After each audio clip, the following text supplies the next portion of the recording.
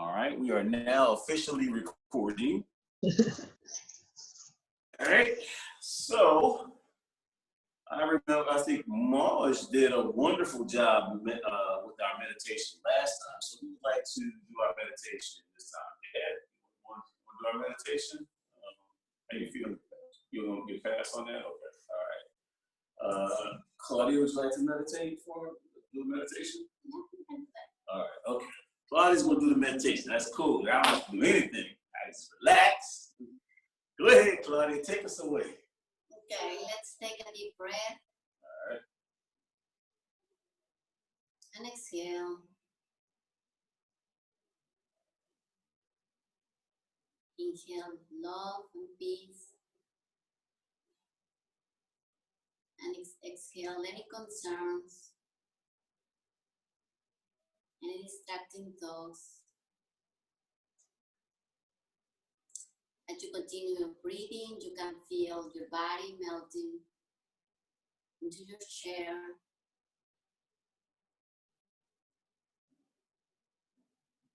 And in this space, we can feel the presence of the divine among us.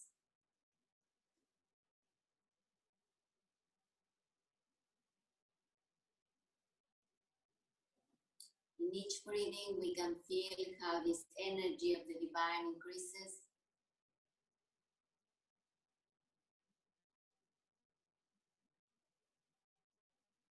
To the point that we can feel the union of each of us. It doesn't matter that you are far, physically far, and we are here. We can feel that we are in this circle of love and peace and energy.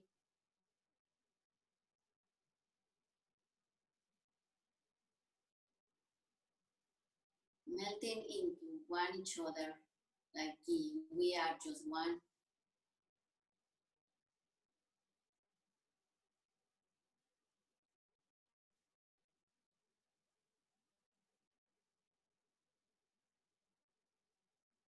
We keep breathing this energy,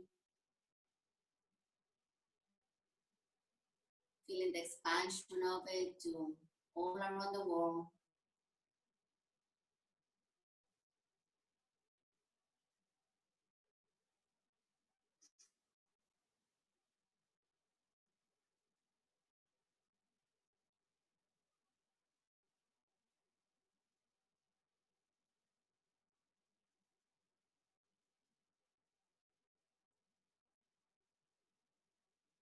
As we open this space to receive the message that we are meant to receive,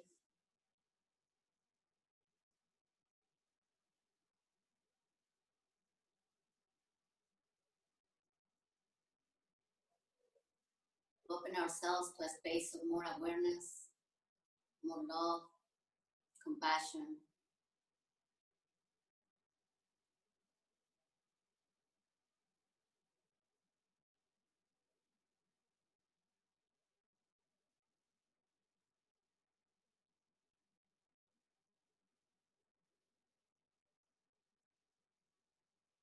And now we pray.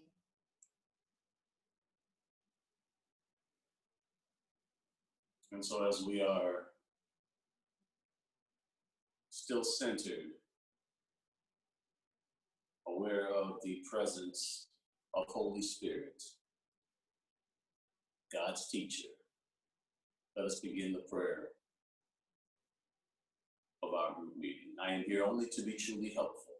I am here only to be truly helpful. I am here to represent Him who sent me. I am here to represent He who sent me. I do not have to worry about what to say or what to do. I do not have to worry about what to say or what to do. For He who sent me will direct me. He who sent me will direct me. I am content to be wherever He wishes, I am content to be wherever He wishes, knowing He goes there with me. knowing He was there with me. I will be healed I will be healed as I let Him teach me to heal. if I let Him teach me to heal. And so it is. All right. You know what I'm gonna do next time? Tell you what I'm gonna do next week. Next week I'm gonna speak it in terms of she, because God is masculine and feminine. So next week I'm gonna say, you know, I'm here to represent she. I want to do this. I want to do the she. I want to do the she. You know, because you know, I refer to God. I refer to Father, Mother, God. Anyway. Yeah. So. All right, so Ziba, I knew you were going to remind me where we were, but I remember we are on 4. We're starting on part of paragraph 4. Yeah, I noticed you texted the correct parts. Yeah, Yeah. I got it right this time. Getting better. I'm getting better. Claudia, do you want to read paragraph 4? Well, that could be one of the miracles of this week. Yeah, right. Yes, there it is. Thank you. To believe that Son of God is sick is to worship the idol he does. God created love, no idolatry.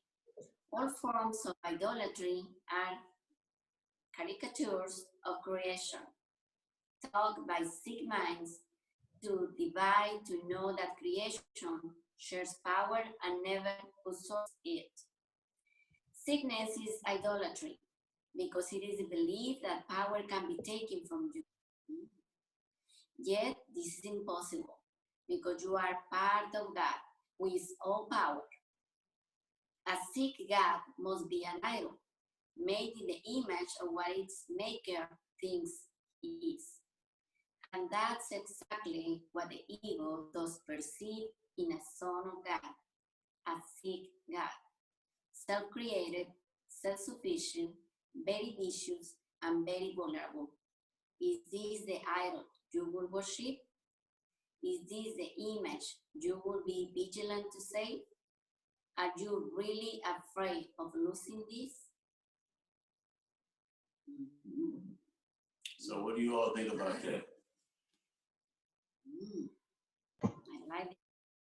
Like a sick God must be, and it's God with lower caste, must be an idol made in the image of what its maker thinks Yes. he is, which is an ego from a God from the ego, right? The little me. Okay. All right. Any other comments?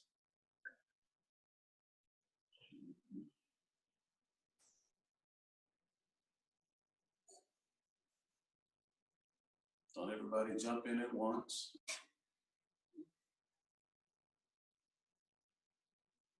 While we are thinking about that and contemplating and reflecting on this paragraph, what comes to me right now with that paragraph, I have known people that have really embraced their illness. And it's like their illness had a name, like Fred or something. And you know, they would say like, you know, my illness, it's like their illness was their companion. And you know, it's almost as if, and I remember talking to someone else about this, it's almost as if they had gotten so accustomed to it and so accustomed to whatever it was, whatever dynamics that were brought about with the illness that they perceived, like they perceived, maybe they perceived sympathy, and that was their symbol of love. And so with this sympathy, they, you know, they appreciated it. They felt they were getting something from it. Because we all want love, and we want what we think for perceived love is, you know? We think that we need to ask for it. And this is one of the ways that we think that we obtain love. But yeah, it makes like a persona, so they don't talk about anything else. That's, I mean, you know, sympathy can be perceived as love, and you know, sympathy is, you know, it is a sort of love. It's like a compassion, so to speak. But if someone perceives themselves coming from a standpoint of lack, that they're not receiving, you know, love, then sympathy will do. Sympathy and compassion will do for this person that is feeling themselves like they're coming out of lack. however, I don't think that they are gonna fulfill because you know, the lack is the lack, the perception of the lack is there. So I'm still thinking that you're gonna, you know, you're gonna give me love through your sympathy, and this is my way to ask you for love, or to ask you for some sort of, you know, like demonstration of love. And so yeah, maybe you can feel okay 5 minutes, but then you're gonna keep going with this kind of persona thing that is the illness. What do you think, Monge? Can't hear you. I Thank you. Yeah, I don't have much of a input on this one. Yeah, I think I need to kind of contemplate on it a little bit more.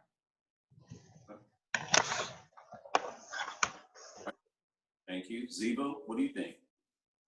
I think the beginning sentence, which says to believe to believe a son of God is sick, is to worship the same idol he does.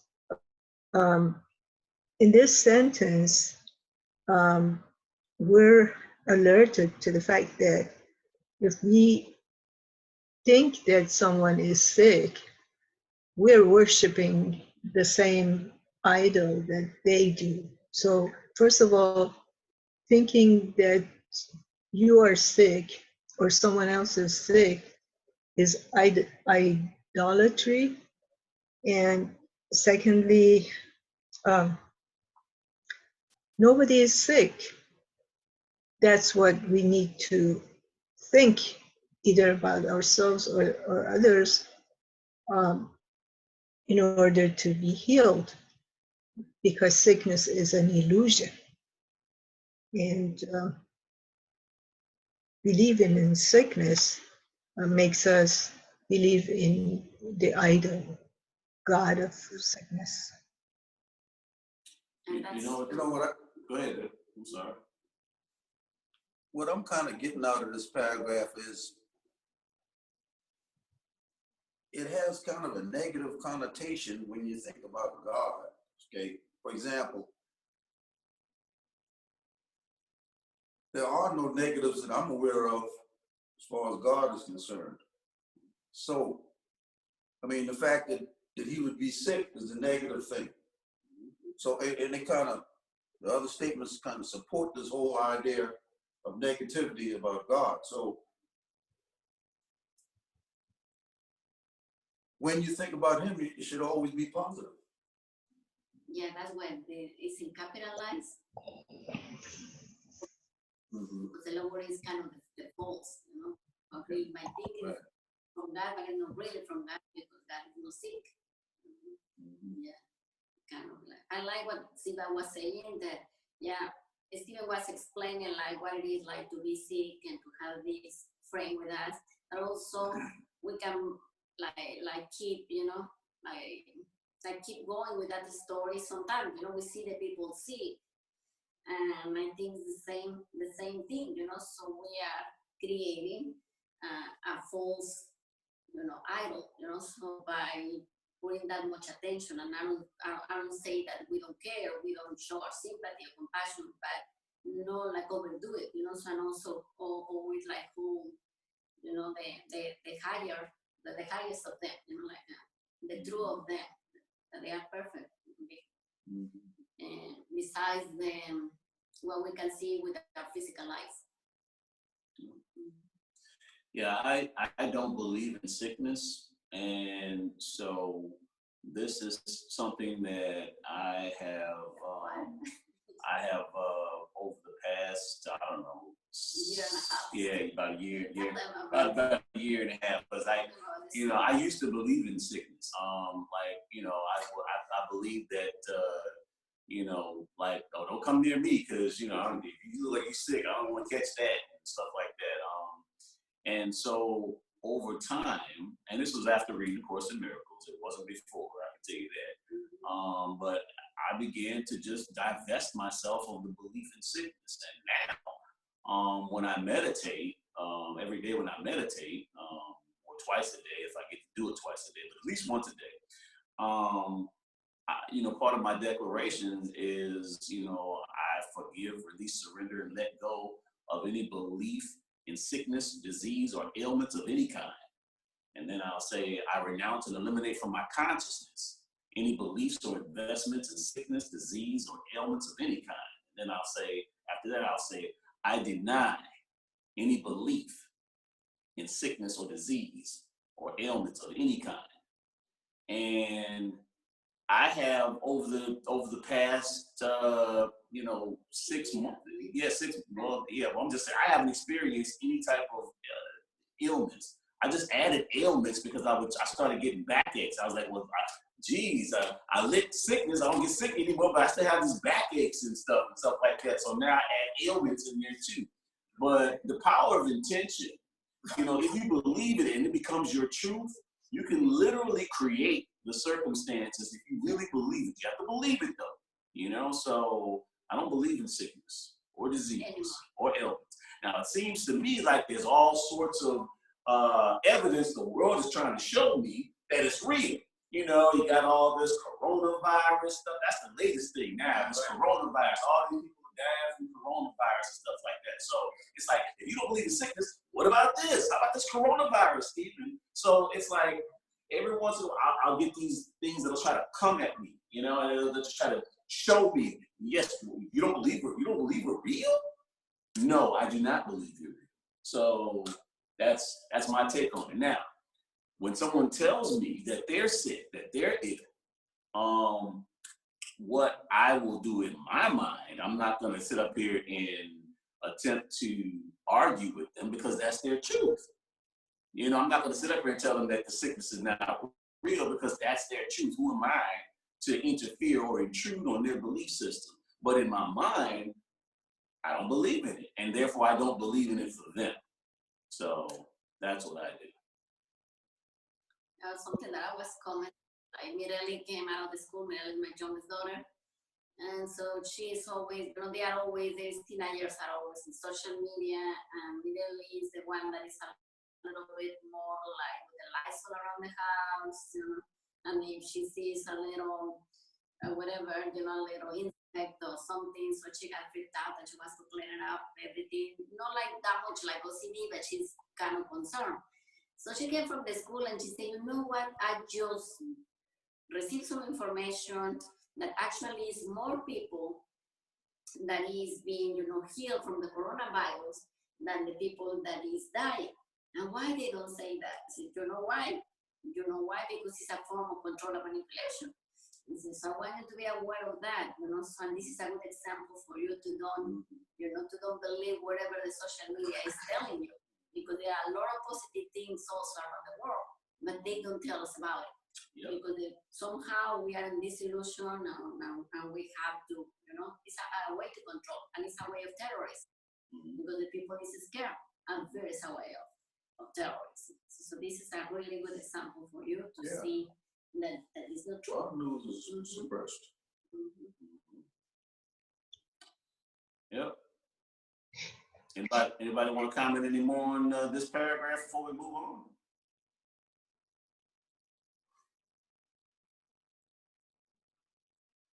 Any burning comments or questions?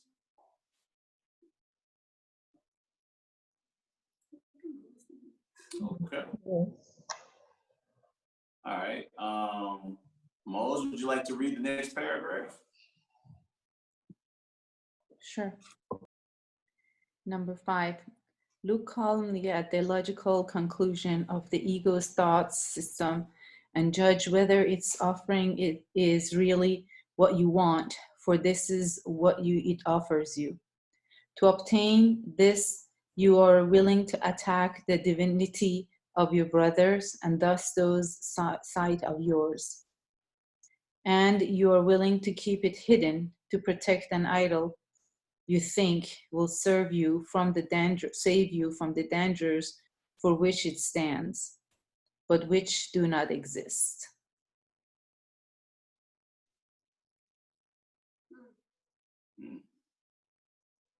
Looks like it kind of expounds a little bit more on it.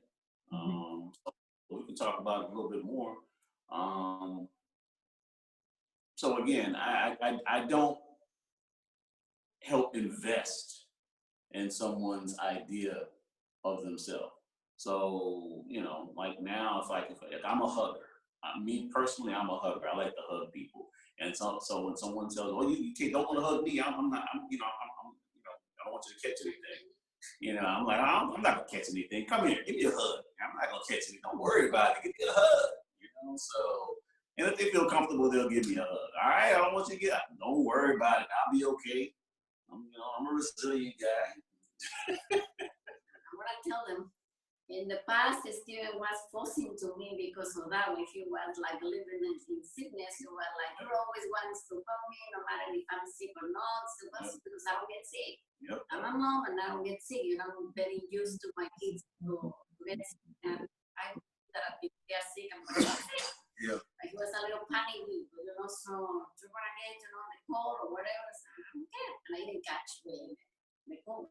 And I had the Lysol, like my daughter. I was the one with the Lysol. I was the one spraying everywhere with the Lysol and stuff like that. I was spraying the whole room and the house, going around spraying the Lysol. That was me. That was me. I believed in sickness back then. So, Ziba, did you have any sentences in particular that you want to go over or anything like that? Not really. Sure. Dad, did you have any comments? No, I think it's pretty, you know, self-evident what they're trying to say here. That is where the idea came from when I was reading Course in Miracles as far as sickness. So, you know, I will have to attest that it is true. It's true from my truth anyway. From my perspective, it's true. I'm not here to dispute anyone else's perspective on sickness or disease or ailments. You know, we have a lot of the average human being experiences 80% negativity. So with 80% negativity, no, you're not going to really see any of the positives for coronavirus or anything like that. I mean, you don't get an understanding of anything with 80% negativity. I mean, and this is just a scientific fact.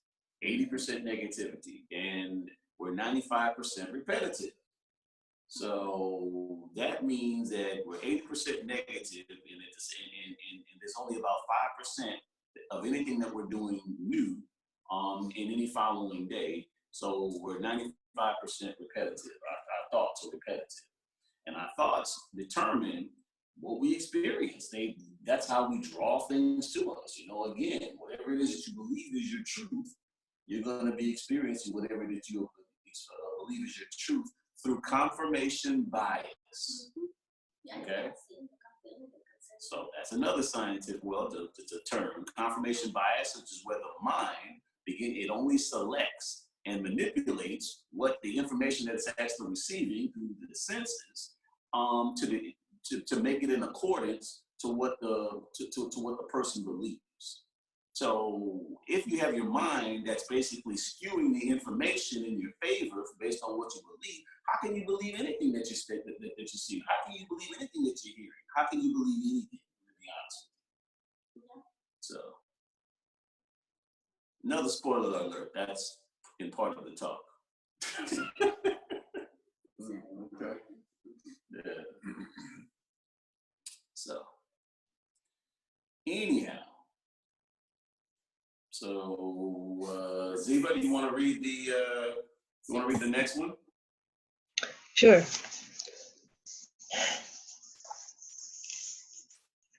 There are no idolaters in the kingdom, but there is great appreciation for everything that God created because of the calm knowledge that each one is part of Him.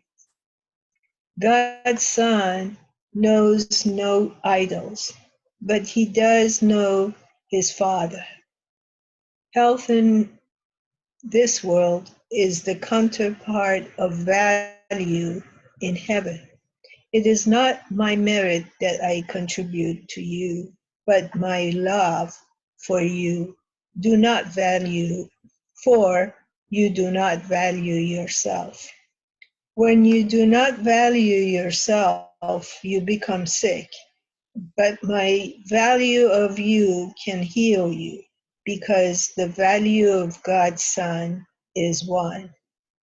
When I said, my peace I give unto you, I meant it. Peace comes from God through me to you. It is for you, although you may not ask for it. Mm, mm. Wow. What sentence was that where we're saying something about when you do not value yourself, you become sick? What sentence was that? Yeah, it is like number 5. That's When it. you don't Number value 5. yourself, you become sick. Man. A lot about self-love here. Absolutely. And like the first one where it said there are no idolaters in the kingdom, but there is a great appreciation for everything that God created. Because, and I see it like vice versa, while you're in appreciation, you can come back to the kingdom. Mm-hmm. Yeah. I want to talk about number 3 here. Number 3, which, I'm sorry, are you finished, Claudia? It's just enough. Go ahead. Okay. Health in this world is the counterpart of value in heaven.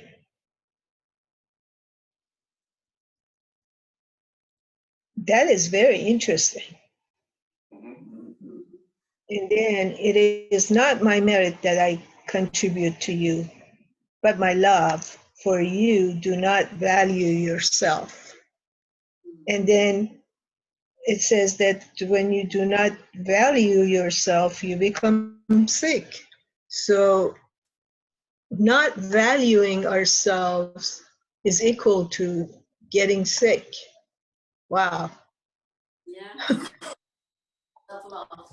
And if you substitute the word love or the word value for love, read it again. Where we substitute the word value for love and then read it then. And, it's just the same thing as far as self-love. When you do not love yourself, you become sick. Now, you probably won't see people say that they don't love themselves, but I'm a firm believer that actions speak louder than words. So really, as far as like actions demonstrate somewhat how a person actually feels or the thoughts that they hold about themselves. Someone can say anything, but at the same time, their actions are what's really going to speak to me as far as anything. So you can say, yes, I love myself. Yes, I love myself. But at the same time, if your actions are not demonstrating that you love yourself, well, no. You don't even have to really. I'm not gonna say anything. I'm just saying, but at the same time, I'm just saying, I'm just speaking hypothetically. Are your actions actually saying that? Are you saying one thing, but your actions are showing something different? So, and when a person, there are many instances of showing love for yourself. Self-care is one instance of showing love for yourself. There's all sorts of ways that you can show love for yourself. Listen to yourself. I can give you another example. When we keep ourselves in a situation or in a relationship that is not serving us, we're lacking self-love, Yeah. self-value. We're not valuing ourselves. Good point, Z. Good point, Z. Yeah, that's one other thing when we're compromising our values too. Yes. Mhm. Doing, living self-destructive lives, things like that. Goes back to the self-care thing. There's a lot of people that, they probably wouldn't say they don't love themselves, but, based on their behavior, you know, it's, maybe they really don't love themselves.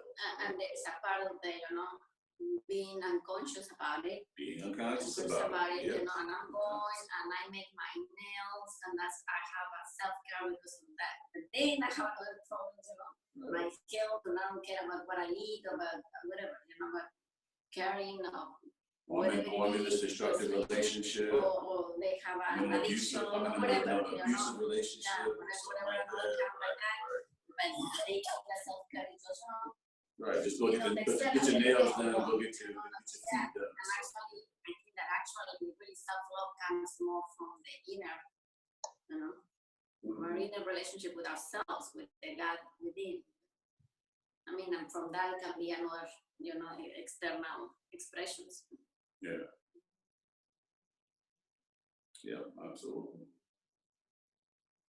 Mo, you look like you might want to say something. Am I wrong or? Sure. I actually had an experience this weekend that on Friday I got really angry at my husband, and I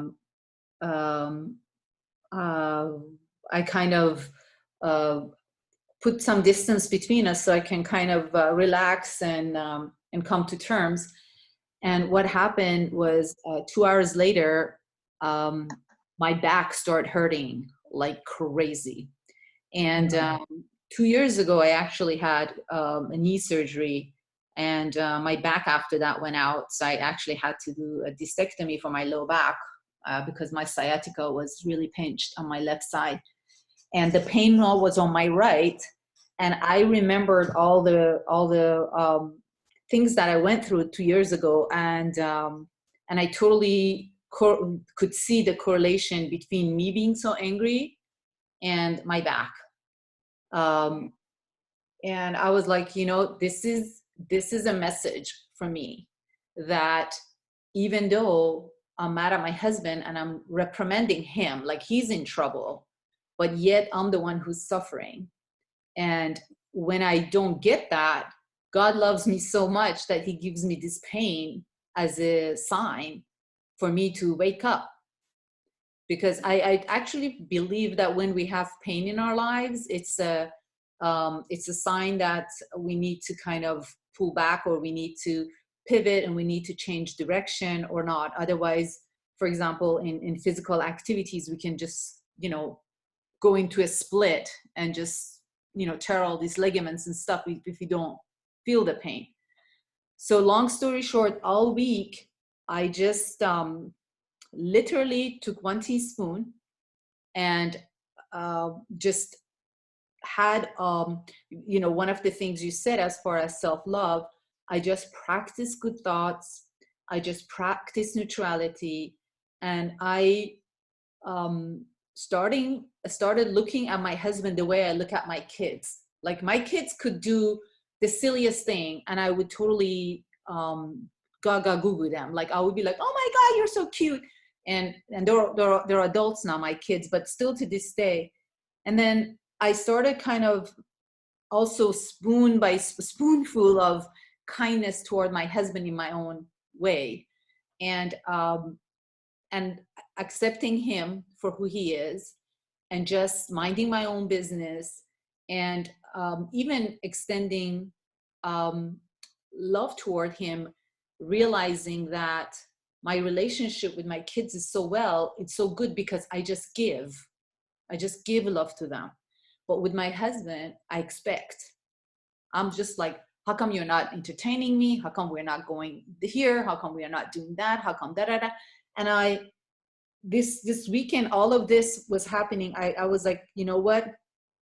I need to just start giving him a little bit, because it's also practice. So I'm out of practice in that area. So just small bites of kindness, small bites of treating him like he can do no wrong. Treating him like, oh, you want your own space. You want to just read your news. You just want to watch TV for the election. All those things that I'm, kind of upsets me normally, because I'm like, I want to spend time together rather than you do this and I go do something else. So I just practiced those all weekend. And through the weekend, I was like, my back is going to be well. I'm just gonna have good thoughts. And I just practice and practice, and literally I practice like I was at the gym.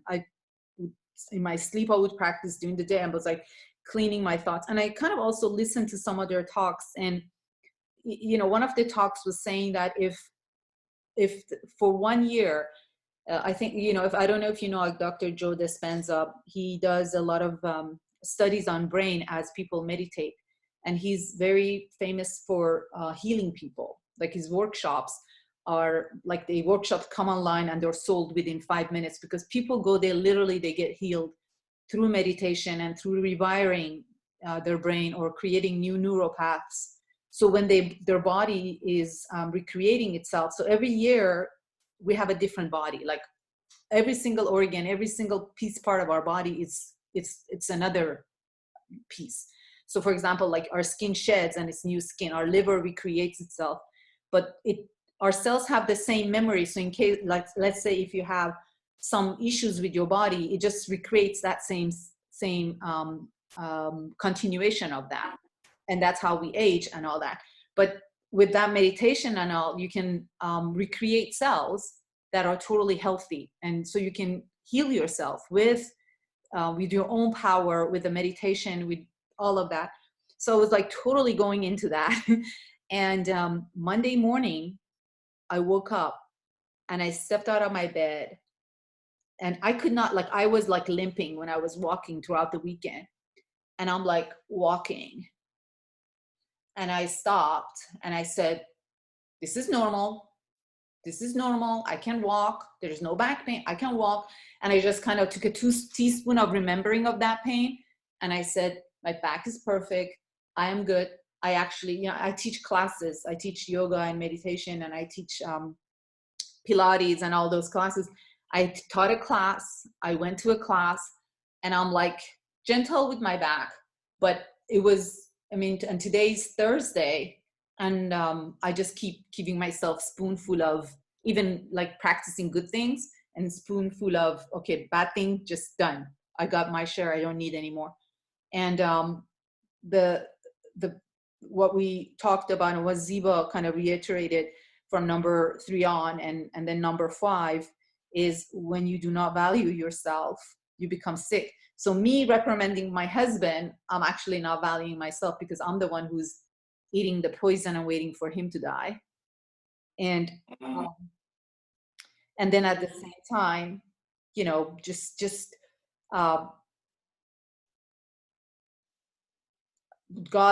me valuing myself. Through God, I can heal myself. When you don't value yourself, you become sick. But my value of you can heal you, because the value of God's Son is 1. So God's value of me is to be love, even if it's 1 teaspoon at a time. And it was just I got to firsthand witness that miracle for myself. Mose, thank you, Mose. Good for you. Mose, first of all, how's your back feeling today? My back is perfect. Thank God. Because tomorrow's Valentine's Day, and if you do something nice with your husband, you're gonna feel great. But it's true, Mosh. I like your example, because sometimes we don't realize, like, by judging the other one, we are hurting ourselves. Mm-hmm. We cannot leave the other one outside, so we go with him or with her, all the time. We are like tied. Mm-hmm. And we think that we are punishing, but actually, we are not punishing outside of us. So that's a good reminder. Very good, and I want to thank you, Mose, for sharing that. Yeah, I really appreciate that. Thank you so much. You're welcome. Somebody else, it affects you. Mm-hmm. Perhaps, your kidneys working or whatever. Well, how is it on time? Anybody have anything else they want to say about that paragraph? that more so eloquently just elaborated, you know, what are her experiences with in relation to that paragraph? You know, gave us a whole practical thing. And yes, we are all familiar with Joe Dispenza. Yes, yes, we are Dr. Dispenza. Yeah. Claudia introduced me to Joe Dispenza. So, and I'm reading one of those books right now. So, yeah. Ziva, Yes, anything? well,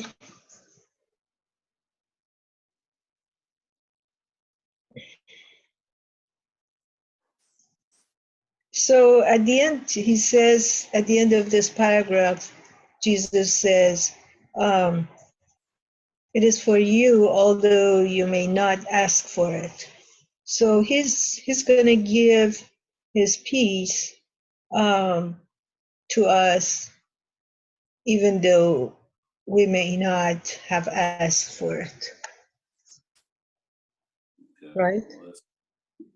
Well, I'm looking at it. Hold on a second. So then to give you the number 7, I give, or before that, 6.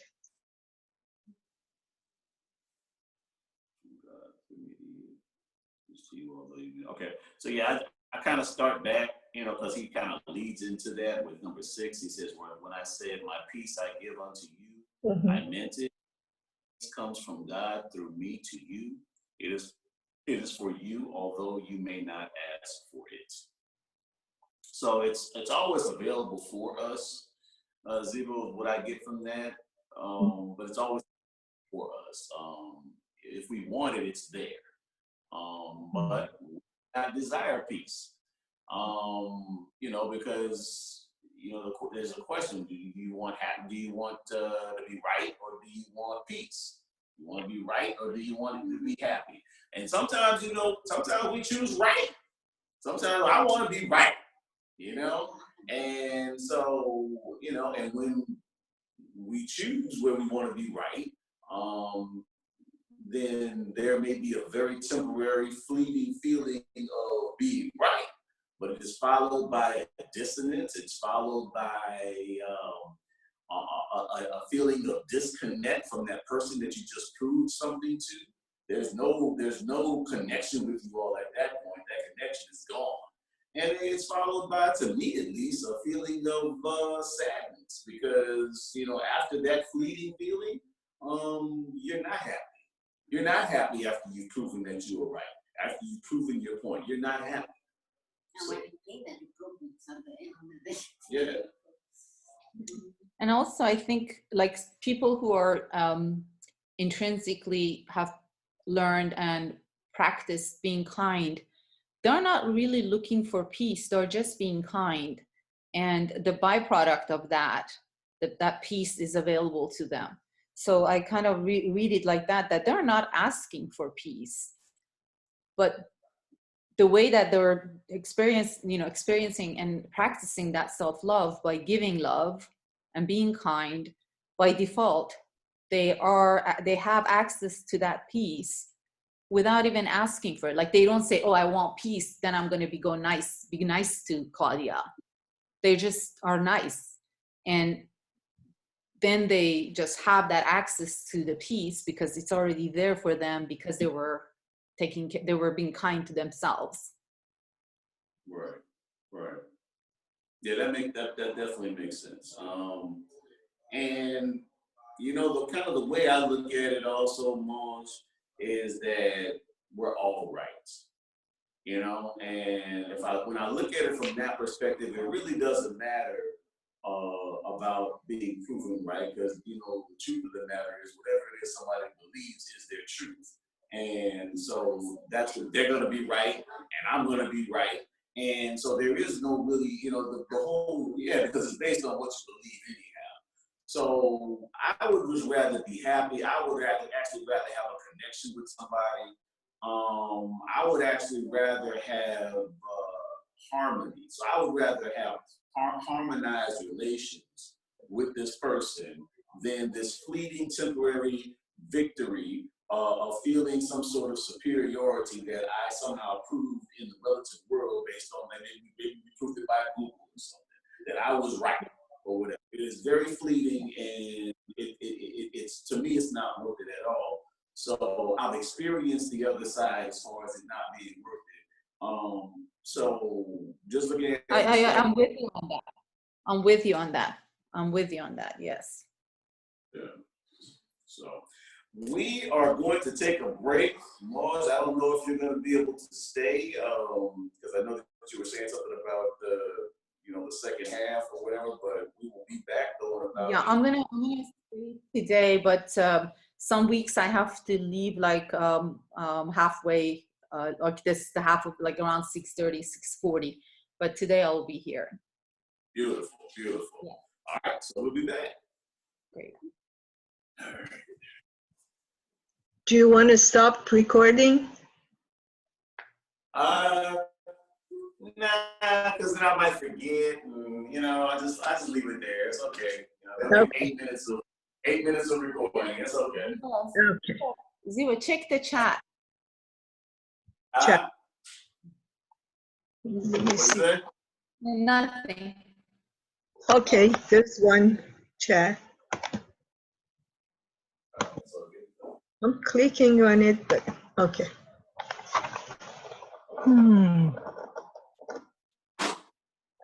Sure.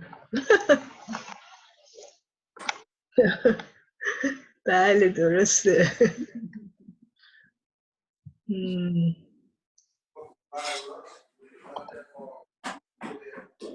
All right. Let me see. Type message here.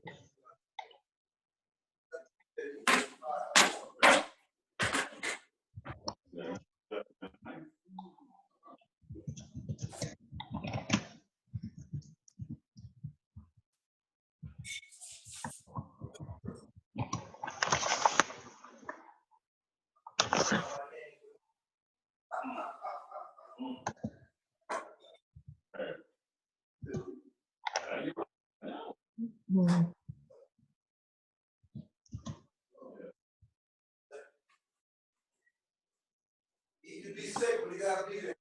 Right. That's more. Baby sick. Let's go.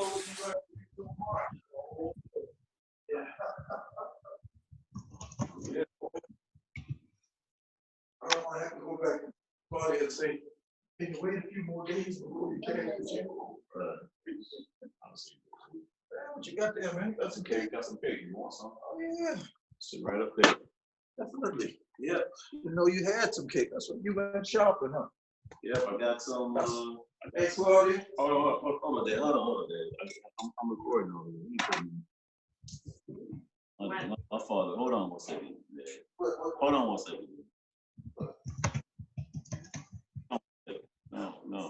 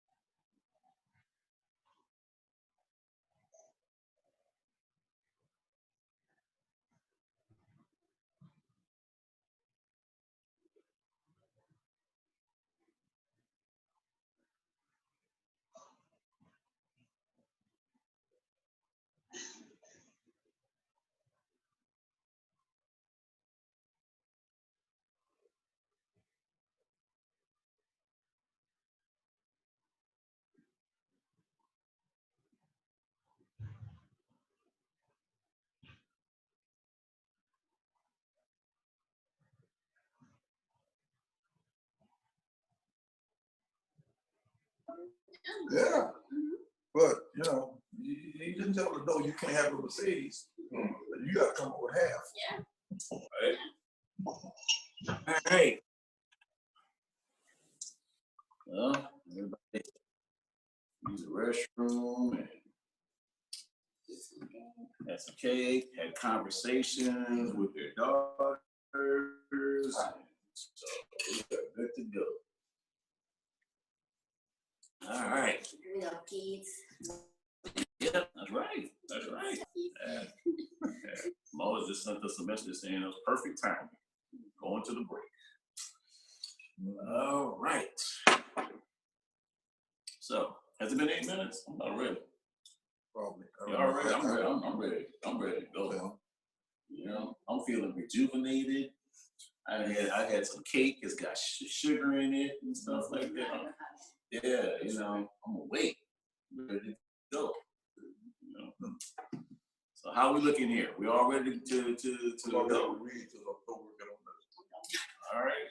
Okay. I will read next. Where do we leave off? I have a question. Is this link gonna be our link all the time? So can I save it, or do we change the address? You can save it. I'll let you know if it's a new link. So I'm gonna keep this link as long as I can keep it. Okay, thank you. So when do we leave off? It's just time. Oh, we started Paragraph 7. 7. Oh, okay. Bottom of the We're page. moving right along. We got a lot of paragraphs too. We got 11 paragraphs. All right, so here we go with number 7.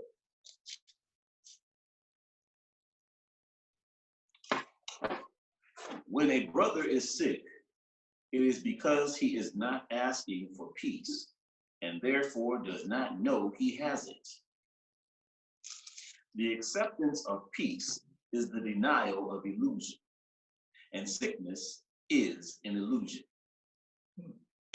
Yet every son of God has the power to deny illusions anywhere in the kingdom, merely by denying them completely in himself.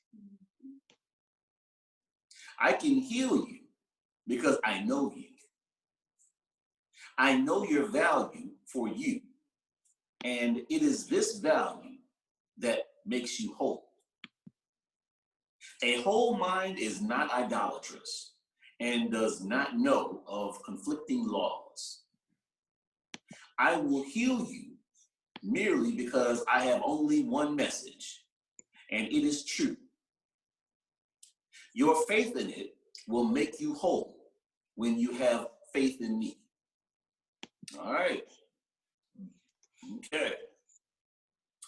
Very cool. It's a continuation of what you're saying. What do y'all think about that? So you were telling us about your examples of denial. Yes, Denying the that's what I power use. of illness. And I mean, it says that we all have the right to ask for peace and get the illusion. Yep. I use declarations. I use the 12 powers. I use the power of elimination. When I say I renounce and eliminate from my consciousness, you know, any belief or investments in sickness, disease, or ailments of any kind, and I deny it. So I'm like trying to cover all the bases, you know. So I was like, first I start by forgiving it. I forgive, release, surrender, and let go of any thoughts or beliefs in sickness or disease or ailments of any kind. And then I go to the next thing, using the process of elimination, one of the 12 powers. I renounce and eliminate from my consciousness any thoughts or beliefs or investments in sickness or disease or ailments of any kind. And then I use the power of denial after that. I'll say, I deny the belief in any belief or thoughts or investments in sickness, disease, or ailments of any kind. And then I'll go to my affirmation at that point. I'll say, well, I affirm I am God. I affirm God's nature is wholeness. You know, I affirm God lives in me. I affirm I am whole. Things like that. So forth and so on. So I do denial, I do affirmations, and I do elimination, and I do declarations. That's awesome, Stephen. Thank you, Ziba. I don't know what you're I'm doing. just exploring the thing, but You got now. I gotta straighten it out now. I also love saying, I am as God created me. You are as God created you. I mean, that also helps me, especially if I'm not, if I'm not good in or happy in a situation, but just reminding myself of that, it's very powerful for me. I like it. It's very powerful. I am as God created me. Yeah, and that's from the Course too. Yep. God created me. So, does anybody want to have any comments about what was just read, number 7? Go ahead. It's just short thing that I like a lot. The number 8, that your faith in it will make you whole when you have faith in me. Just like.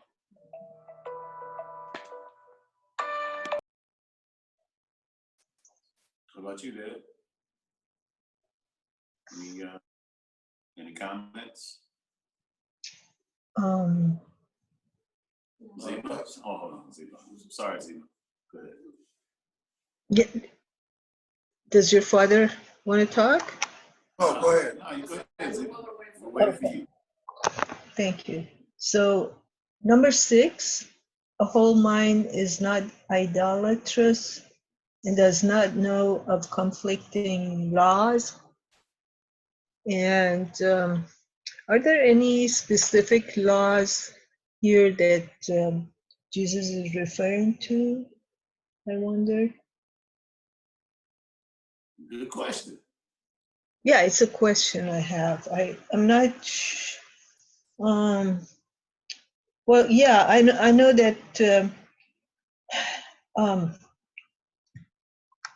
the ego believes in different conflicting laws, but God's laws are not conflicting. So, but I'm wondering if he's referring to any specific laws that are conflicting with regards to what this is about. How is this relating to the rest of the section? Good question. As far as the conflicting laws part, I mean, in the dream,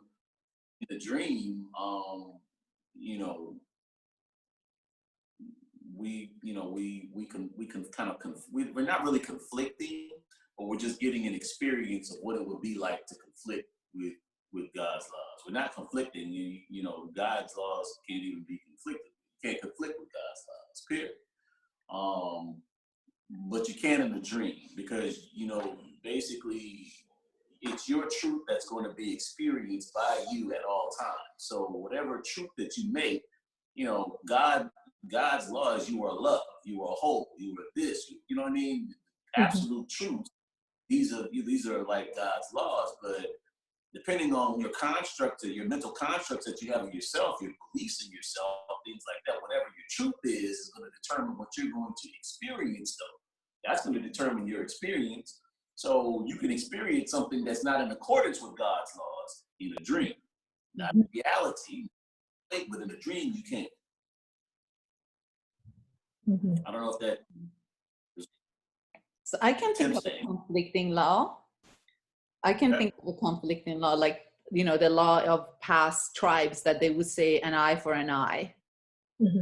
That was a law, and it's a conflicting law because it doesn't come from love.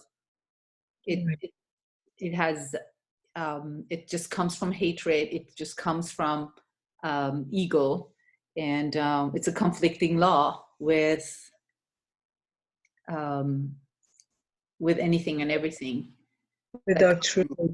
Yeah, but it's a conflicting law, and it was a law at one point. Or sometimes we still do that in our relationship. Like, you hurt me, I'm going to hurt you, or you are mean, I'm going to be mean to you. Okay. All right, I can definitely see what you're saying.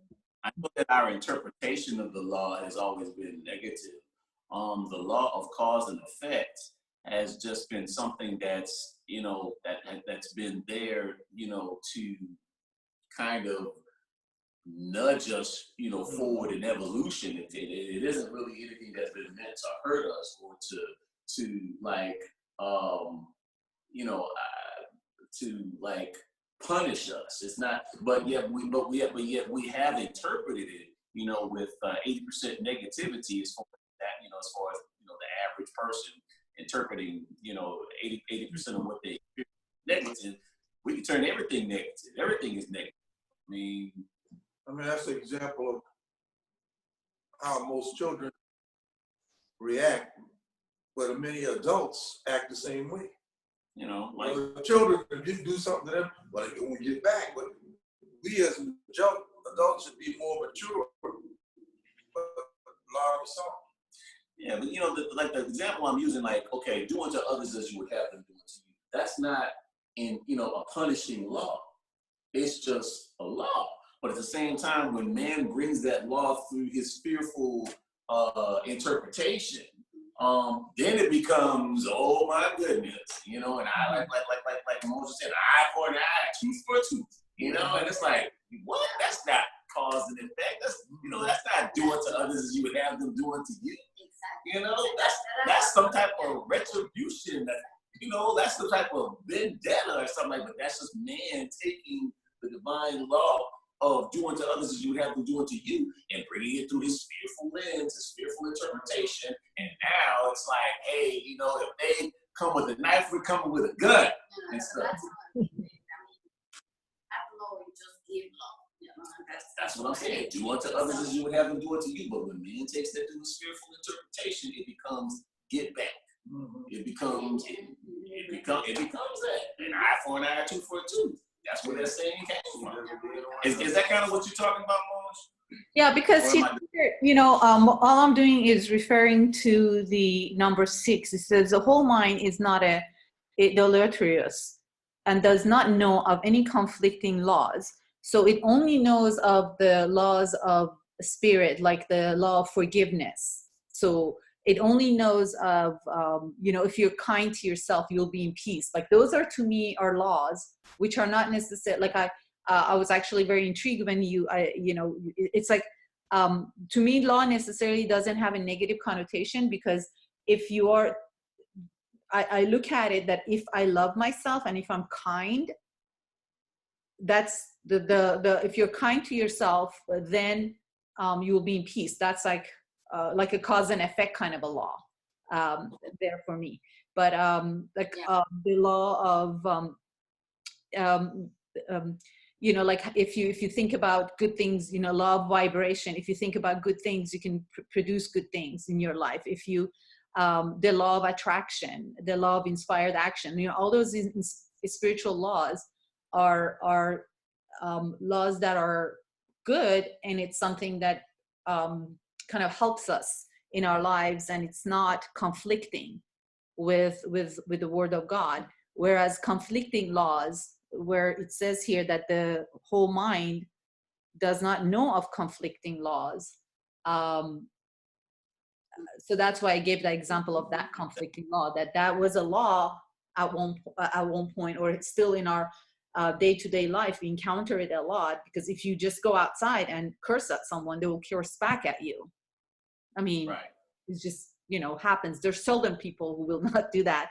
But so that's, to me, it's a conflicting law, that if I do something to you, you do that back to me. Whereas, a law of the spiritual laws, the whole mind is in alignment with it. And that requires, I think, make a stop, right? Because the way that, what I got about what you're describing is like we just react, So sometimes instead of really have the talking, have the time to choose how to react, what we want to put there. Sometimes we are more accustomed to just react as our, primary, So you receive something, just send it back and things like that. without, no process. I'm gonna choose love, even if the things look like I'm receiving something different. And again, that's an example of a mind that's not whole. Because a mind that's not whole will take a beautiful interpretation like do unto others as you would have them do unto you, or a beautiful law like that. As far as a beautiful cause and effect law like that, okay? Do unto your brother, and that will do it to you as well. You know what I'm saying? These beautiful laws, man will take it through his darkness, through 80% negativity, and will come with a whole fearful interpretation of an eye for an eye, tooth for a tooth, stuff like that. Yes. So, absolutely. We have a knack. That's what we do. We are good at creating fearful interpretations. We can take beautiful, beautiful laws. Beautiful laws that are meant to uplift, and we bring it through our darkness, okay, and create a fearful interpretation. We create a fearful 80% negativity. Again, I'm just gonna say it again, 80% now. Good thing is we are evolving. We are evolving, okay, and you can actually see evidence of that. And I'm getting a little off subject, but you see evidence of that from the Old Testament and the New Testament, which are thousands of years apart in time, okay? And the Old Testament has more fearful interpretations in it than the New Testament. The New Testament has more love in it. God didn't have a do-over. God didn't, suddenly go through a therapy or something like that. Basically, God has still been the same God. Based on that, God has still been the same God. So it's our perception of God that has increased. So, maybe we're 80% negativity now, but maybe we were at 90% negativity back when the Old Testament was out, because you see what I'm saying? Yeah, as I'm saying, I was talking about the primary language was more known from the Kevin people, so we were more in tune on. When you talk about this, I'm reminded of Martin Luther King back in the 50s and 60s when he was leading civil rights movements, because he was preaching nonviolence. And, people are going to be mad because you're peacefully demonstrating. I had somebody spit in my face when I was demonstrating to integrate lunch counters. And I wanted to haul off, and I didn't, because they preach to us, no matter what happens, just turn your cheek, tell them spit on you again. But that was we're not supposed to fight back, but it was very effective. I don't think we would have made the progress that we did if we didn't follow that kind of example of nonviolence. Yeah, absolutely correct. That was an excellent point Claudia was talking. No, that's fine. But I see that you were centered. We were told, so you were prepared, already prepared to don't react. Oh yeah, well they preach that into us. Meditation and things like that to try to, to help us to go through the day without not having these reactions. That's why I like that. So at one point I was parking in a very busy downtown, and I was in the parking lot and waiting for the guy to come out so I can go take his place. And as I was waiting, this other car just took the spot from the other direction. And I just kind of looked at him, and I was like, what am I gonna do? So I went around, and just right there, another parking spot right in front of him on the other side opened up. So we all parked, and I got out of the car, and I looked at the guy, and I said, that was not cool. And the guy just started like, woof, like any bad word that you can think of. And I was with my daughter at the time. She was like 17. And my daughter was like her eyes got really big, and she was like, what's going on? And there was this other young woman with this guy, and the guy just went on and on and on. And when he finished, I couldn't help it. I just looked at the woman and I said, what a catch. I was like, I was like, I feel for this woman, and I just, that's all I said. I just looked at the girl and I said, what a catch. And we walked away, and my daughter was like, Mom, I am so proud of you. I am so proud of you that you know, you didn't go there. But it said a few words. Yeah. Temptation was there. Temptation was there. Yeah, but I still couldn't help it. I still said, what a catch, because I also wanted to, as Ziba said, I wanted the woman to also be awakened a little bit as far as what kind of relationship is in, or what kind of a quality. Or the guy could have had like a really horrible day that day, but it was downtown Friday night. I'm pretty sure they were going to a bar or drinking or whatnot, so it couldn't be that bad. But anyhow. Yep. You know something? I can't say that I've experienced all of that, but I've definitely experienced the waiting to park and someone just zooms in there and just takes it. You know? Yeah. But very classy, boys. Very classy. Yeah, I had that 2 weeks ago when I went to a meeting at St. John's, and I was with Nicole, and then, you know, we were waiting for the car to move, to go in, and so then a friend of her, actually, she didn't see me, she didn't do it, you know, she just went in, and said, okay, well, so she's forgiven because she didn't see me, you know, so she was really self-centered, you know, yes, unconscious of that. So, and then I think that Nicole told her, you know, thank you so much, you know, to take our spot or something. We're inside the meeting, so she gave us, I'm so sorry, you know, so good thing I didn't, you know, react. So I will find another one, but, you know. But yeah, it's like a really. There was one of them Medea movies where Medea was in a parking lot. I saw that movie. And the guy stole a spot. And she got a forklift or something and dropped some stuff right on top of it. I mean, just crunched the dude's car. I'm sure many of us wanted to do that on some occasions. Yes. Take them off. Yep. All right. So are we ready to move on to the next one? All right, Dad. Okay. Are we on 8? Yeah, it's on 8. Okay. You're asking for cake and everything. Yeah, I'm finished with that. Okay. All right. I can even see better now. All right. Cool. You can breathe better, right? Yeah. I do not bring God's message with deception, and you will learn this as you learn that you always receive as much as you accept. You could accept peace now for everyone and offer them perfect freedom from all illusions because you heard his voice.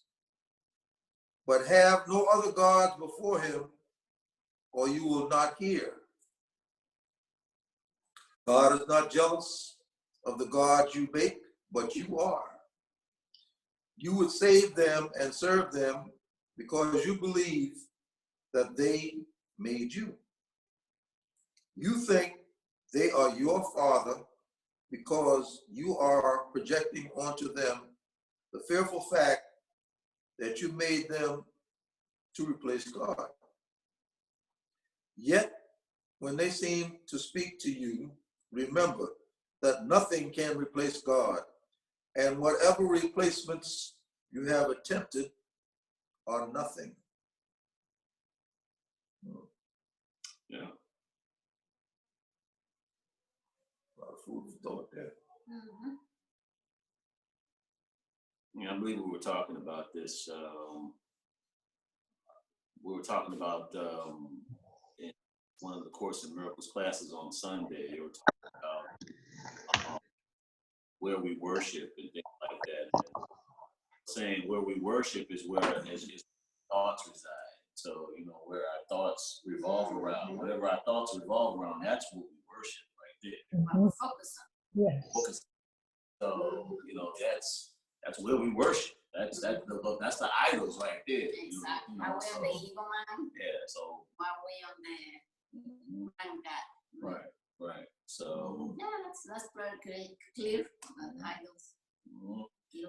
back when I was a kid and I would read certain things, they talk about idols. I just always thought that, I always likened it to, some statues and stuff. I always likened it to statues and stuff when I was a kid. I was like, what are they talking about? Why would somebody worship a statue? I didn't understand it. And so as I grow older, I, know how to take it into context and stuff like that. And so, but now it's just basically, it's just where do your thoughts reside? I mean, where do your thoughts reside? And I guess, those may be your idols, so it is what it is. That's very clear, when you're here, you're there. Yeah. And I read this as, how we worship other gods. It's more like our vanity, our money, our cars, our belongings, Status. So I kind of looked at, we kind of idolize those things as it. Yeah, I totally agree with you, particularly money. But I like to change it. People say money is the root of all evil. No. I say the lack of money is the root of all evil because people will do anything to get it. Or the attachment to money is the root of all evil. Yeah. Because money is good. Exactly. Yeah, very good. Yeah, it is just what. I mean, it serves a purpose. All money does is amplify. It just amplifies. It amplifies. As far as the person that's actually, spending. It amplifies. So if you take it through your darkness, then it's used in that capacity. If you take it and do something good with it, then it's used in that capacity. So, I also think money is a great teacher. Now that we're on that subject, having a lot of money or having lack of money, it tells a lot about that person. Mm-hmm.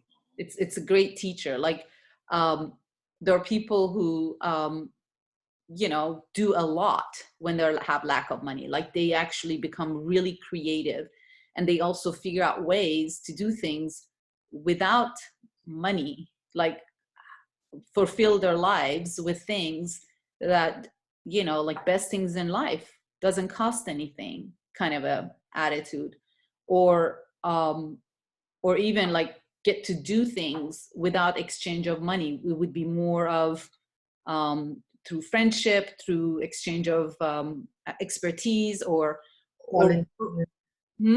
volunteering, yes. So, and then on the other end of the spectrum, I know of a lot of people who've been like really good people, and then they come to a lot of money, and you do not want to be around them anymore.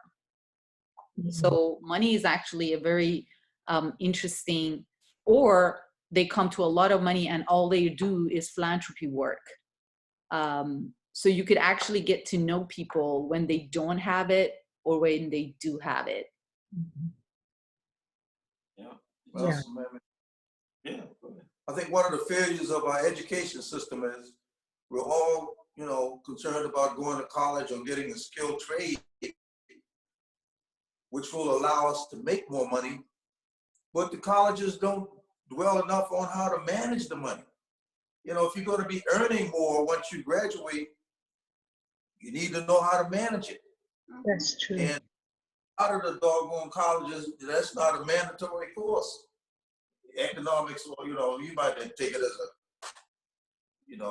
as an option, but it's not required.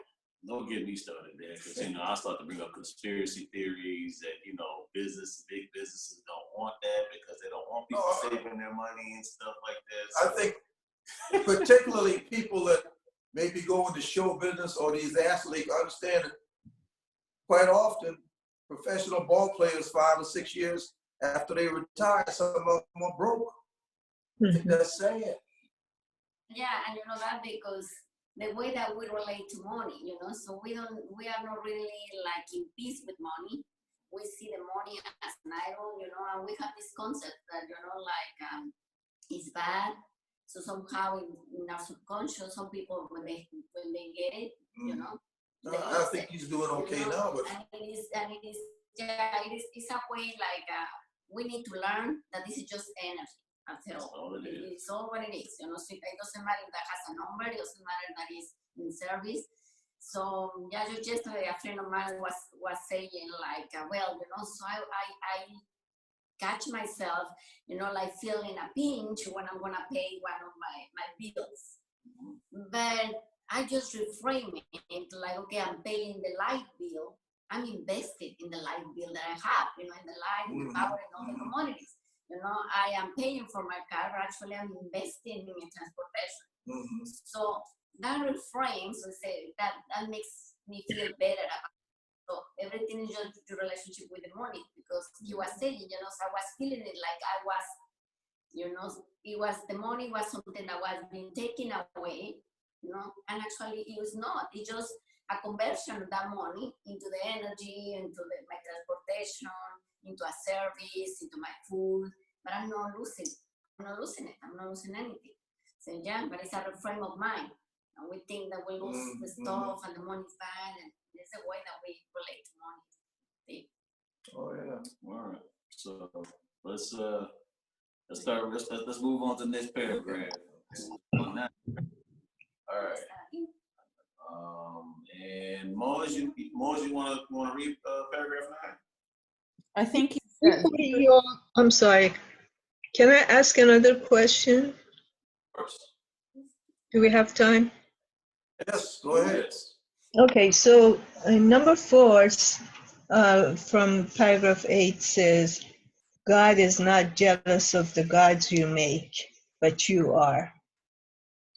And I don't know how, I mean, I don't feel like I'm jealous of my children, who are some of the idols I have made because of my attachment to my children. but you might be jealous with whoever they fall in love with.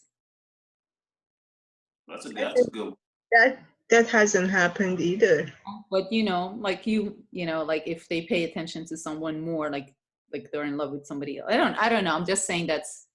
Mm-hmm. Yeah. Like a mother that really, you know, makes like, you know, idols of her children, and then once they fall in love and she's not number one in their life anymore, I can definitely see that. Or for example, I get, you know, if we don't want to talk about children, you know, for us, you know, when you see people going back to the whole money thing, you see people that have money and then they come across somebody that has more money and stuff like that, they may feel some type of jealousy. You know, this millionaire, maybe he feels a jealousy of a billionaire. It has a certain status type of thing, and then these other people have like maybe a higher status or whatever. And I'm gonna tell you something. It's not about somebody like just today. I was listening for an example. You know, so people sometimes they are jealous because they were not able to do something that somebody else is doing. You know, a project that you were not, you know, like brave enough to put out an idea or a book or whatever, somebody else is doing it. And yeah, you feel, you know, this pinch because you feel like if that project was taken away from you, when actually it did not, but it's just a kind of projection. So I mean, so yeah, you feel that like, you know, anytime that you're coming from that insecure place, that small little place, you'll feel this jealousy. You know, so for example, like I said, being jealous of someone for what, you know, as far as money they have, what kind of house they live in, what kind of car they drive, or what type of friends they have, because you're figuring you're seeing yourself from a place of lack as far as your friends, and this person seems like, you know, maybe that they're more abundant than you. What are they doing? Stuff like that, but you're actually perceiving a lack in yourself. It doesn't matter what the scenario is. You can talk about the children or anything like that. It doesn't matter what the scenario is. The bottom line is it's still a reflection of something that's within you. You're perceiving that there's something that's a lack that this other person is showing you that you're perceiving that they have. And you're thinking that you don't have it.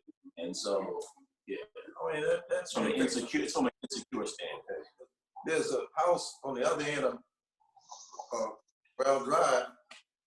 There's 5 Jaguars in the doggone driveway. So I'm not. That's way there. But I'm not envious of those people. Right. I don't want them Cardinals. We got 5 Jaguars in the car. I don't know how many people live in the house. And all different colors too. Yeah, right, but I've noticed, burgundy you know, one, it's a green I kind of want that 5 Jaguars. Yeah. Mhm. I But know you the know, like house that y'all. if you have a best friend and then your best friend decides to be best friends with somebody else, if you know your parents give more attention to your siblings, if you have a teacher that you're totally in love with and adore, and they pay attention to another student more than like they call on them more than they call on you. Right, right. Yeah. Different ways that we kind of get mini jealous, and we may not really recognize them as jealousy, but Yeah. Okay. or let's say if my husband compliments another woman, God forbid. I don't wish that upon him. Wow. But you know, I think I probably myself got a little more mature over the last 20 or 25 years. I mean, I got 2 vehicles, but I can't drive but one at a time. Exactly. All right. So does that answer your question, Zeba? Yes. Thank you all, everyone. Thank you. I'm really trying to finish this up. Okay, I'm sorry. So let's go on to that. Mose, were you gonna read? Sure. Sure. Very simply, then, you may believe you're afraid of nothingness, but you're really afraid of nothing. And in that awareness, you're healed. You will hear the God you listen to. You made the God of sickness, and you're making him. No, you made the God of sickness, and by making him, you made yourself able to hear him. Yet you did not create him, because he's not the will of the Father. He is therefore not ethereal and will be unmade for you the instant you signify your willingness to accept only the ethereal. Okay. Eternal. Okay. So what do you guys think about that?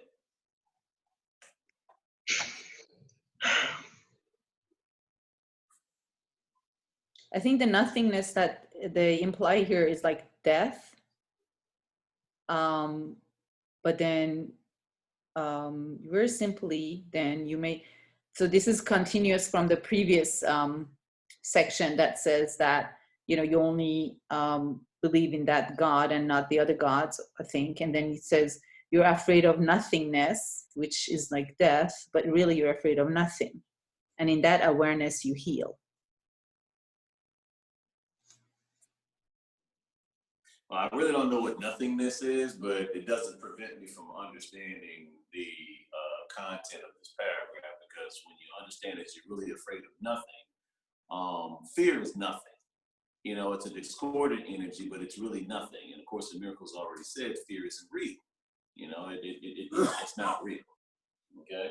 So it is basically an idea of what it is like to be without God. That's something that the Course of Miracles is saying that you can't experience in the absolute, but you can experience it in a dream.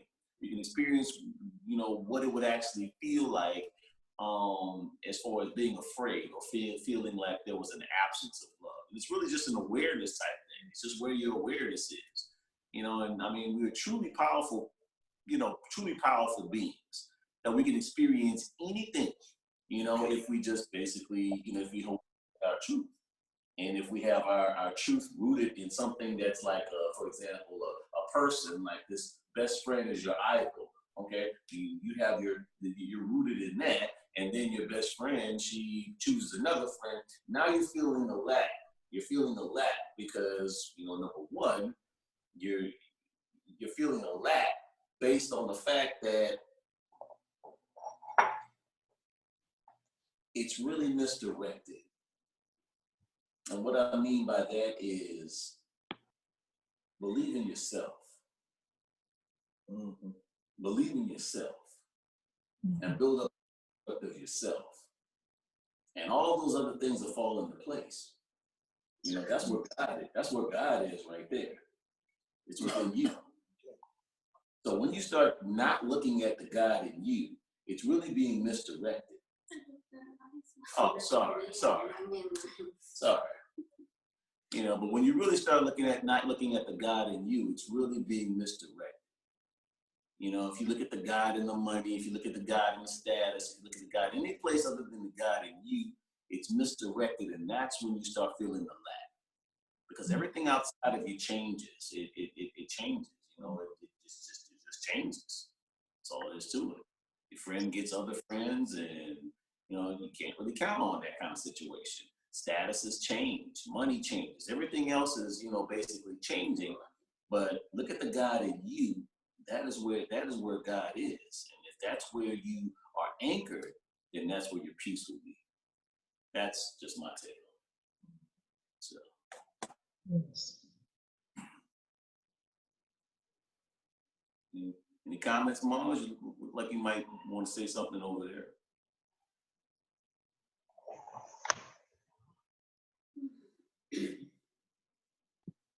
No, I'm good. Good. Okay. All right, let's move on to 10, please. So we can actually finish this baby. We can finish this baby tonight. If God has but one son, there is but one God. You share reality with him, because reality is not divided. To accept other gods before him is to place other images before yourself. You don't realize how much you listen to your gods, and how vigilant you are on their behalf. Yet they exist only because you honor them. Place honor where it is due, and peace will be yours. It is your inheritance from your real father. You cannot make your father, and the father you made didn't make you. Honor is not due to illusions, for to honor them is to honor nothing. Yet, fear is not due them either, for nothing cannot be fearful. You have chosen your love because of its perfect harmlessness. And because of this fear, you have been willing to give up your own perfect helpfulness and your own perfect health. Okay, so mouthful right there. Mm-hmm. All right, what do y'all think about that? I don't know what you were saying. Mm-hmm. Continuation, so to speak. Mm-hmm. Okay, I wanna underscore number 8. You cannot make your father, and the father you made did not make you. Yeah, the father you made is still talking about the idols that you make. That's Yeah. basically. Just wanted to bring that to attention of everyone. That, he makes the differentiation between the two words make and create. And here he uses the word make. So we know he's talking about the illusory God, not the real God. Absolutely. Absolutely. Thank you, Ziba. And then also you capitalized one father, and the other father was, and the other father. So he's saying you cannot make your father, which he's talking about, father, God, Yeah. and the father you made, okay, that you did, the one that you made, did not make you. Okay, Yes. so for example, that friendship or that money or that child or that whatever it is that we've been talking about for the past like 4 or 5 years, as far as examples of idols and stuff like that. So yeah. Any other comments? Because we're gonna get through this. And I don't want you to all to feel like I'm rushing you, but if you do have something to say, please definitely say it.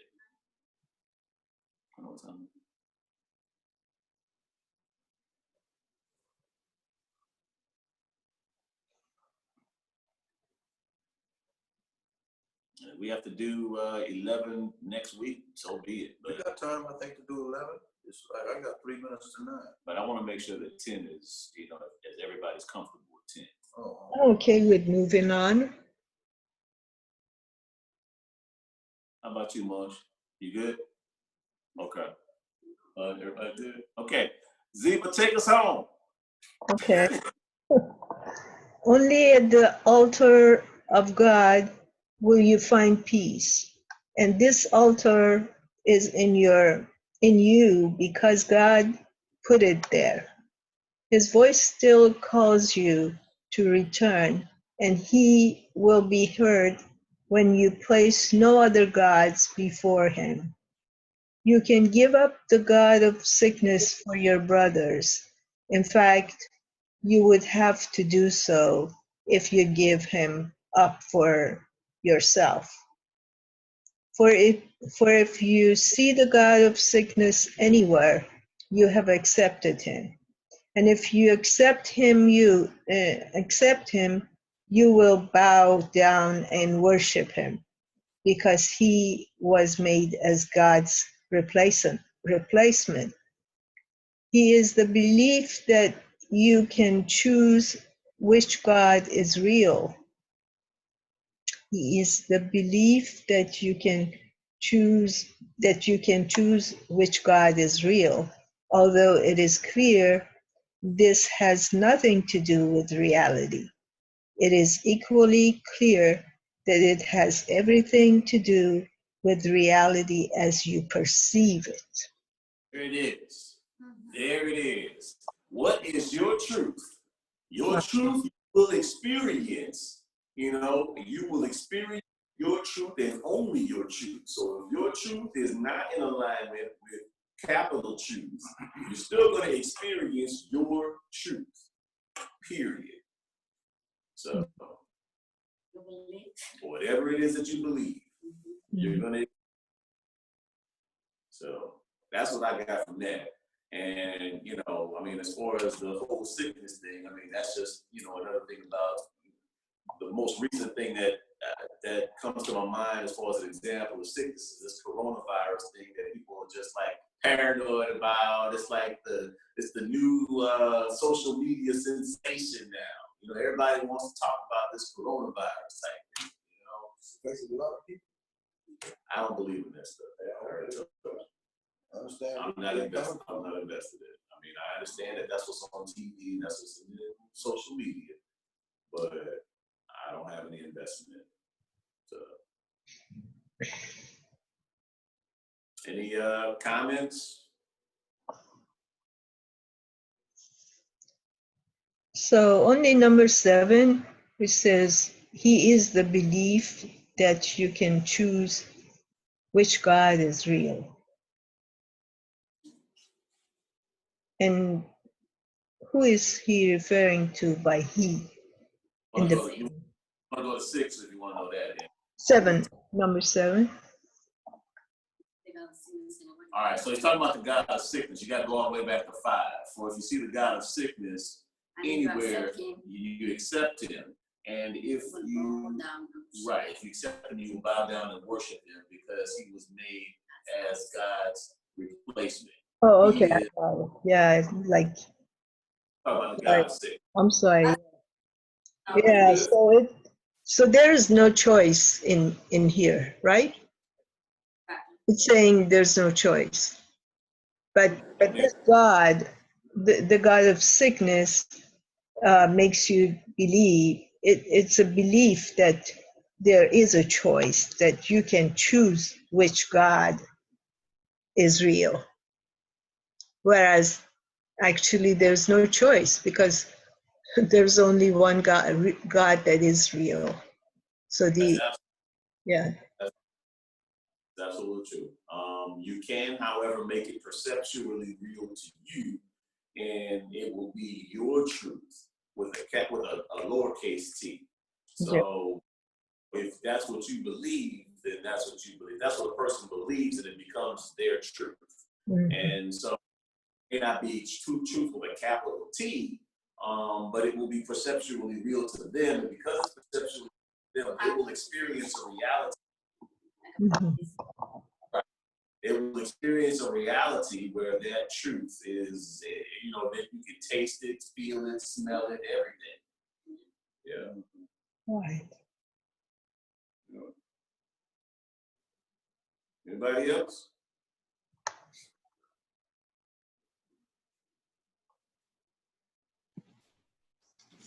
Okay. All right. Who wants to figure this out?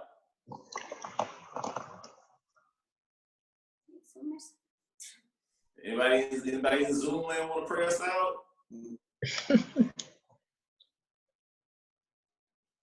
Moj, you want to play us out? To do what? Keep cutting out. Pray, Oh, pray them out. Pray us out. Pray you out. Yeah, would Out you like and to wants to do the closing prayer? closing prayer. Closing prayer. I don't know how to do a closing prayer. Okay. You want to give it a shot? Or Ziba, do you want to do it? Or Okay, I'll give it a shot. Okay. All right, here we go. Ready. Thank you, God, for tonight. Thank you, Holy Spirit, for helping us understand this book. And thanks to everyone who was present and helpful.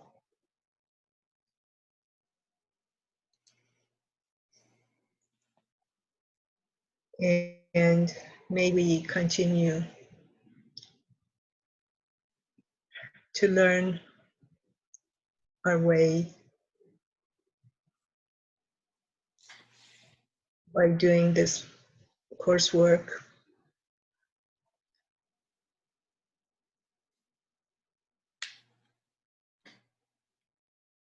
And again, I want to thank everyone who helped with this class tonight.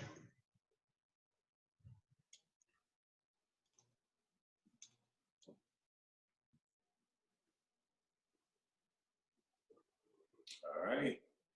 Amen. Amen. Amen. Thank you so much, Ziba. Thank you. All right, this was really a great. It was really great. It was so much sharing and contributing, and Moj, and Dad, you just jumping in there. You were lively in that, weren't you? You know, and Claudia, this has been truly a wonderful evening. So thank you all again. I'm not sure if I will have this up tonight, but I will definitely have it up tomorrow by tomorrow morning. Okay? All right. The video. Thank The you. video. Thank you, Stephen. All right. Good night, everybody. All right, you guys. Good night, everyone.